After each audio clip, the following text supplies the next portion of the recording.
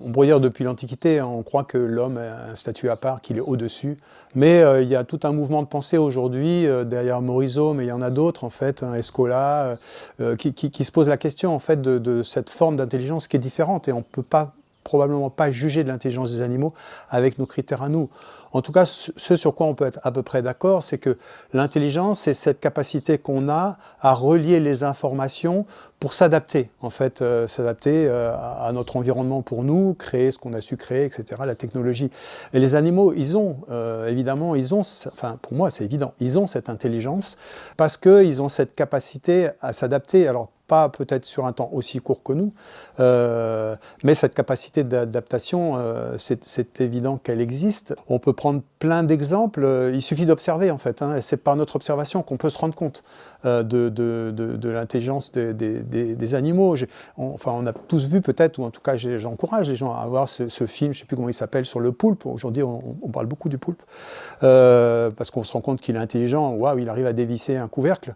Mais moi je trouve qu'il y a bien plus que ça, que cette anecdote, c'est-à-dire cette capacité à prendre un objet de son environnement pour en faire une cachette. C'est incroyable, c'est-à-dire qu'en fait il crée un outil. C'est pas le seul, les corbeaux créent des outils, donc créer un outil c'est une forme d'intelligence. Je ne parle pas des animaux, je dirais domestiqués, je parle vraiment des animaux sauvages et leur manière. Alors, les animaux sociaux, on voit bien qu'il y a une intelligence, on pense à des loups, leur manière de chasser, on peut penser à ces fourmis qui cultivent, qui ont cette capacité de cultiver des champignons, d'aller chercher des bouts de feuilles, de les rentrer dans leur terrier, de les mastiquer, de créer les conditions de naissance, de croissance de ce champignon, de le protéger, voilà, c'est de l'agriculture.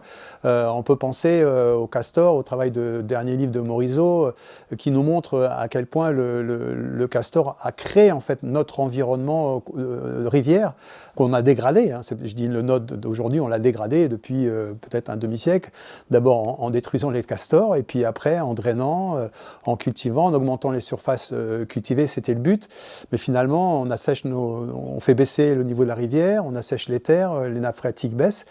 Et aujourd'hui, il y a des scientifiques qui s'inspirent du travail des castors en disant mais il n'y a que les castors qui nous ont montré en fait comment on peut remonter un cours d'eau. Nous, on ne savait pas le faire, on s'est bétonné, on sait utiliser la grosse pelle mécanique, mais remonter un niveau de rivière, on ne savait pas faire. Et donc ça nous montre que voilà, on a en face de nous des animaux qui ont une vraie intelligence, mais qui peuvent aussi nous inspirer. C'est quelque part, non seulement ils sont intelligents, mais ils peuvent nous rendre, nous, plus intelligents. Et ça, c'est incroyable.